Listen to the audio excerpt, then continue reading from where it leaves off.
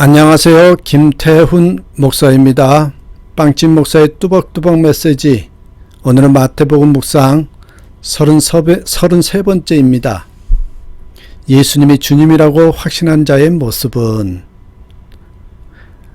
예수님이 주님이라고 확신하는 자의 모습은 어떤 모습인지 우리 마태복음 11장 1절에서 6절의 말씀 가지고 뚜벅뚜벅 메시지 시작하겠습니다. 여러분, 예수님께서 공생애를 시작한 시점이 언제일까요?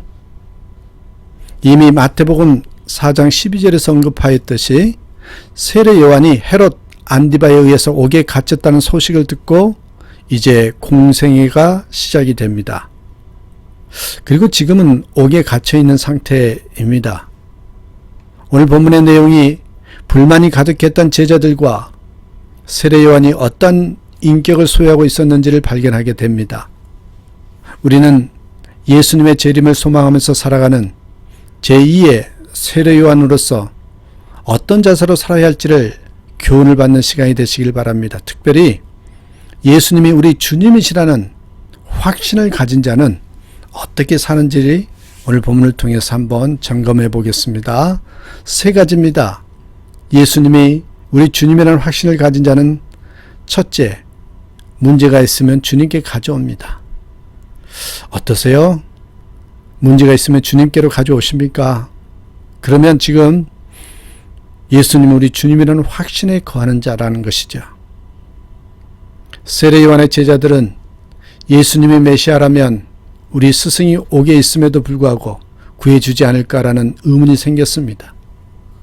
이사야는 이 땅에 오신 메시아는 갇힌 자에게 노임을 전파하사, 이런 말씀, 갇힌 자에게 노임을 전파하는 자라고 이사야 61장 1절의 말씀으로 그렇게 예언대로 헤롯 앞에서까지 생명 결고 회개하라고 외쳤건만 왜 가만히 계실까라는 의문이었습니다.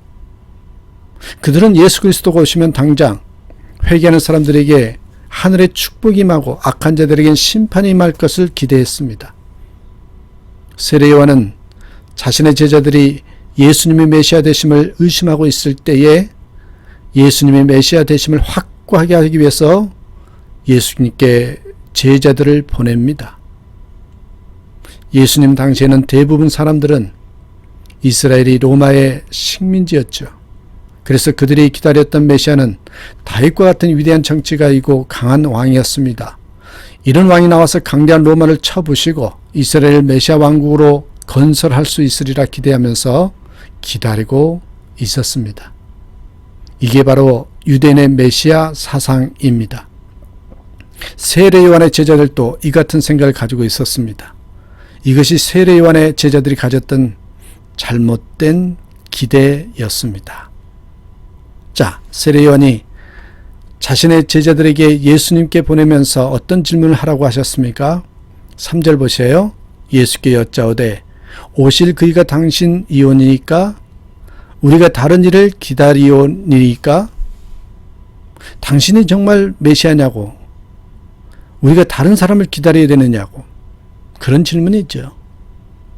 세례 요한은 자신의 제자들이 영과 육이 침체되었음을 발견하고 예수님께 보냈습니다. 그들은 예수님을 의심하고 있습니다. 그리고 예수님께서 하신 사역으로 인해서 불만을 가지고 있습니다. 제자들의 의심과 불만을 풀어주실 분은 예수님밖에 없음을 알고 있었던 세례 요한은 예수님께 제자들을 보낸 것이죠. 우리가 하나님과 이웃과의 문제가 발생했을 때에 풀어가는 방법은 어떤 문제든지 예수님께 가지고 가야 합니다. 예수님께서 28절에 수고하고 무거운 짐진 자들아 다 내게로 오라 내가 너희를 쉬게 하리라고 말씀하셨습니다. 사랑하는 여러분, 다른 사람에게 말하지 못하는 가정의 문제, 사업의 문제, 심령의 문제를 가지고 있습니까? 그것을 누구에게? 예수님께 가지고 가셔야 한다는 거죠.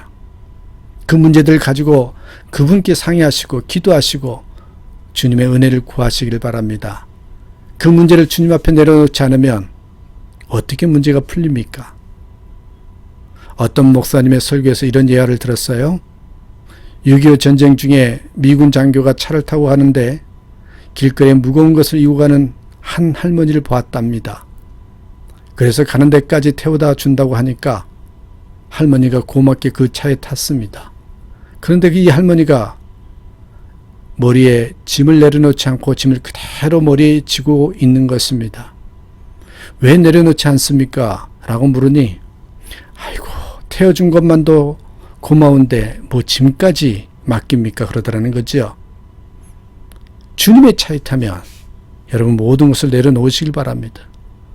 내려놓을까 말까 망설이지 말고 내려놓으셔야 됩니다. 우리의 문제는 정말 주님께 내려놓는가 아닌가에 달려 있습니다.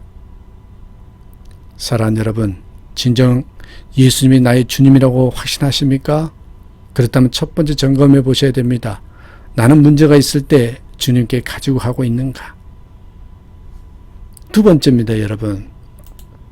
예수님이 나의 주님이시라면, 그런 확신을 가지고 있다면 이걸 인정해야 됩니다. 우리의 방법과 주님의 방법이 다름을 인정해야 한다는 것입니다. 예수님께서 주신 답변, 너희가 가서 듣고 보는 것을 요한에게 전하라. 세례 요한의 제자들이 듣고 보았던 예수님이 행하셨던 이적과 전파는 이사야 선지자가 예언했던 내용들입니다. 5절을 보시면 소경이 보며 안전뱅이가 걸으며 문둥이가 깨끗함을 받으며 기머거리가 들으며 죽은 자가 살아나며 가난한 자에게 복음이 전파되는 것이었습니다. 예수님께서 답변 내용에는 세례 요한의 제자들이 기대했던 사건과는 전혀 다른 내용, 다른 성격이었습니다. 거기는 어떤 심판도 없고 파괴도 없으며 저주와 보복이 없습니다. 거기는 치유와 생명과 복음만이 있을 뿐이었습니다. 예수님은 세례 요한의 제자들이 기대했던 것처럼 한꺼번에 놀라운 변혁을 일으키지도 않으셨습니다. 예수 그리스도의 십자가를 통한 구원의 역사가 이 세계를 하루아침에 평화롭게 만들지 않는 것이 분명합니다. 그럼에도 불구하고 이 세상은 변화되고 있습니다. 예수 그리스도의 십자가의 사랑이 사람들을 변화시키고 있습니다. 아직도 우리 가정이나 직장이나 사회 가운데 많은 문제와 고민들이 있습니다. 그럼에도 불구하고 하나님은 지금도 일하고 계신 것을 믿어야 합니다. 이 땅을 치료하시고 고치시고 새롭게 하고 계십니다. 우리가 너무나 성급한 나머지 세례 요한의 제자들과 같이 혁명적인 것을 기대해서는 안 됩니다. 그것은 더욱 깊은 악을 낳을 뿐입니다. 우리 모두는 세례 요한의 제자들과 같이 인간적인 약점을 가지고 있습니다. 내가 의지했던 사람이나 재물이 감옥과 같은 환경에 처해 있을 때에 우리의 믿음을 흔들어 놓습니다. 당장 시원한 응답이 오지 않아서 답답해하고 실망합니다. 세상에서 해롭 같은 악인들이 형통한 것을 보면 하나님이 정말 계시나 하고 혼란에 빠지기도 하지요. 이럴 때마다 세례 요한의 제자들처럼 예수님께 솔직한 심정을 털어 놓으십시다. 이럴 때에 모든 우리에게 있는 문제들이 해결함을 받습니다. 그러게 잊지 마십시오. 나는 이렇게 기대하지만 하나님께서 응답하는 방법은 나의 생각과 나의 기대와 다를 수가 있다는 것이죠. 하나 더 보겠습니다. 예수님이 우리 주님이라는 확신을 가진 자는요, 신앙은 편리가 아니라 순종임을 압니다. 편리의 방향이 아닌 순종의 방향으로 나아간다는 것입니다. 6절 말씀 보실래요? 누구든지 나를 인하여 실족하지 않으면 복이 있다. 예수님께서 세례 요한의 제자들에게 경고하신 말씀은 너희들이 편리한 대로 예수님을 이해하면 예수님으로 인하여 걸려 넘어지게 된다라는 것이죠. 예수님께서 승천하실 때에 사도행전 1장 6절에 보니까 주께서 이스라엘 나라를 회복하심이 이때니까, 그렇게 했던 제자들도 오순절에 주께서 허락하신 성령 충만함을 받고 나니까 그 마음에 큰 변화가 일어났습니다. 우리 마음을 비우고 하나님의 말씀에 순종할 때에 영원한 생명과 그의 나라를 유업으로 받는 복을 받습니다. 예수님께서 십자가에 못 박히실 때에 좌우에 2명의 강도와 함께 달려 죽으셨습니다.